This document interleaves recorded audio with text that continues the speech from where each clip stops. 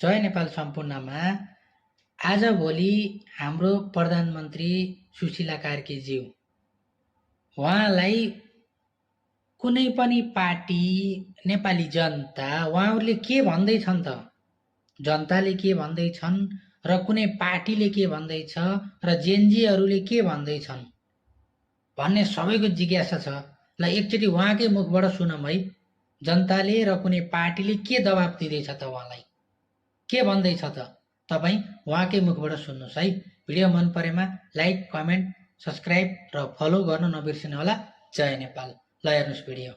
Political पार्टीले पनि गाली गर्छ, भरमारले गाली गर्छ। अहिले छोड भोलि छोड भन्छ, जेनजीले पनि आजै छोड भोलि छोड पछि छोड भन्छ। अब छोडौँ भने के छोडौँ, फेरि छोडेको भोलिपल्ट थुक्क पालो त दिएको थियो नि त तिमीहरूलाई, एउटा औकात त तिमीहरूको औकात त छोडेर हिँड्ने नरहेछ, के गरेर हिँड्यौ भन्ने फेरि अर्को आउँछ फेरि भाष्य।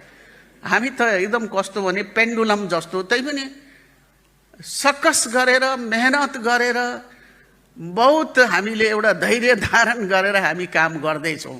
अब हामीले देखेको कुरो के छ भने, हुन त हामीलाई निर्वाचन किन चाहियो भन्ने भाषा पनि आएको छ युवाहरूमा। किन चाहियो भन्दाखेरि अब त्यो त संसारको नियम रहेछ, कानुन रहेछ, वैधानिकता अवैधानिकका कुराहरू हुँदो रहेछ। यसरी नै सरकार, यही सरकार चलिरह्यो भने तानासा हुन्छ, यही सरकार हिँडिरह्यो भनेदेखि त्यो चाहिँ के हुन्छ भन्दाखेरि चाहिँ यो त तानाशाही प्रवृत्तिको सरकार रहेछ।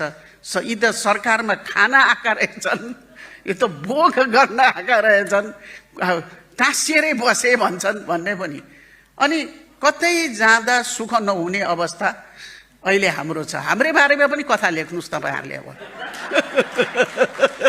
हाम्रै बारेमा पनि लेख्नुहोस्। अब हाम्रो गृहमन्त्रीको के हाल छ त्यही लेख्नुहोस्, मेरो के हाल छ त्यही लेख्नुहोस्, अर्थमन्त्रीको के छ हाल्नुहोस्।